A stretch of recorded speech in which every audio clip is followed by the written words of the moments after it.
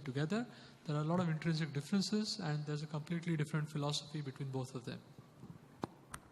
So I think some of this was actually covered by Dr. Sachin. So I'll just briefly go through. For a start, we must understand what exactly is the mobile bearing philosophy. Now, it was seen that the medial meniscus plays a very important role in preventing knee degeneration. Now, we all know that meniscectomized patients seem to go rapidly into osteoarthritis.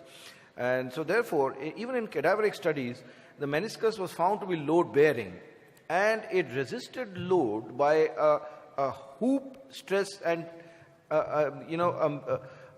it's an expansile structure. So when it is loaded, it uncoils, and that's how it absorbs load and has a very important role in preventing knee degeneration.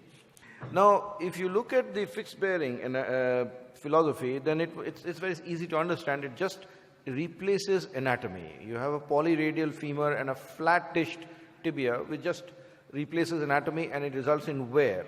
And because it does not incorporate the function of the medial meniscus in its philosophy. But when you, so that was really the genesis of the mobile bearing technology, and that is that how can we try and replicate the function of the medial meniscus in a replaced joint. Now we know that a normal meniscal function prevents wear, and so this was the aim while designing the mobile bearing uni. There are three attributes to that. The first, that there is a fully congruous contact in all positions, and therefore low contract stress and low wear. As you can see in this diagram, that when you have a point contact, you will have increased wear. When you have a congruous surface with a high area of contact, then there is low stress. The second is meniscal mobility, and we all know this epoch-making, or rather a watershed paper by Chatterjee, where we actually demonstrated movement of the meniscus, which was necessary for normal kinetics of the knee. And this is also corroborated by Freeman in his paper, where he showed that there is about 8 millimeter translation and a bit of about a rotation in the meniscus during knee movement. The third is meniscal compliance. Now, this meniscus is not a rigid structure. It changes its shape according to the position of the knee. And this, again, is a very important attribute in preventing knee wear. So the idea of using a mobile bearing knee is to try and replicate this. This actually was already shown, where the mobile bearing knee seems to mimic normal kinetics better than others. Now, if you look at survivorship, then there are really some spectacular statistics. 98% survival. This was by the designer's own studies. Surprisingly, even better results were available from Sweden, where people have Svard series particularly, 94% survival. The other thing, I think, which has made a very, very significant contribution in both acceptability, user-friendliness, and eventual outcome results is the microplasty instrumentation. It's got slotted guides, it ensures minimal tibial resection, it actually helps in anchoring the femur much more rigidly than the previous instrumentation. It's a lot more specific, less confusing, and it is designed to prevent impingement. What are the revisions? What are the reasons for revising unicondylar? And most common among them has been seen in this paper by Price, that it's the lateral arthrosis. And I think one should be very careful, because many of these patients with the medial compartment arthritis is in fact the beginning of a pan-arthritic disease, and many of them may actually be seronegative immune arthropathies. So always be careful when you are looking at a young female with knee pain. The ideal patient, in my opinion, will be the male patient and an elderly male, where normally we would do a total knee, but I think these are the patients who would ideally have wonderful results with a unicondylar knee as a definitive procedure and with better preserved knee function. The other reasons, as you can see, is because of femoral loosening and primary dislocation, but they are in small numbers.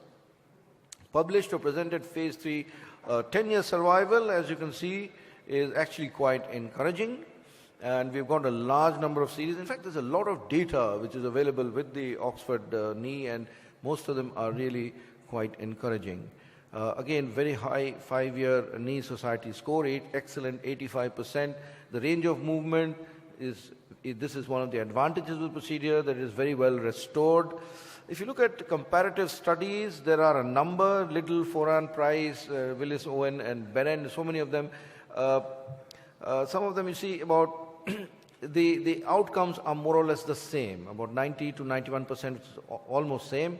But I think what you need to look at is the number, that they are far more, a much bigger data profile for the mobile bearing knee rather than the fixed bearing. And the other thing is that even if you look at the very famous article by Coslin and Scott, then there is the indications for using a mobile bearing knee exceed that of a fixed bearing. And in fact, when you look at this article, it's actually quite critical of the entire concept of unicondylar knee. But even they acknowledge that the mobile bearing knee has a fairly important role to play. If you look at wear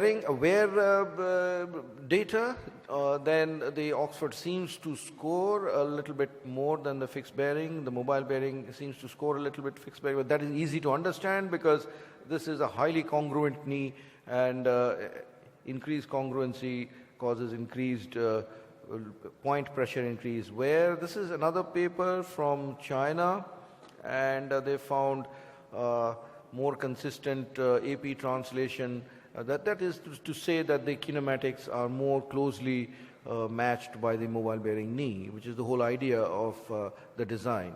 The patellofemoral joint does not seem to affect survivorship in the mobile bearing knee, and a number of papers here, the Kaplan-Meier analysis, 97.9% survivorship even in those with patellofemoral disease, and there were no revisions for progression of disease in the patellofemoral joint. This is in some contrast, a little bit more, it seems to be a little bit more of evidence in fixed bearing that there is a slight progress of patellofemoral disease. As you can see, 1.6% patients at 10 years, but 10% patients at 15 years seem to develop patellofemoral symptoms after fixed bearing. But like I said, statistics depends on how you look at them and how you present them. So there seems to be, at the moment, some evidence that mobile bearing knees do a little better. Thank you.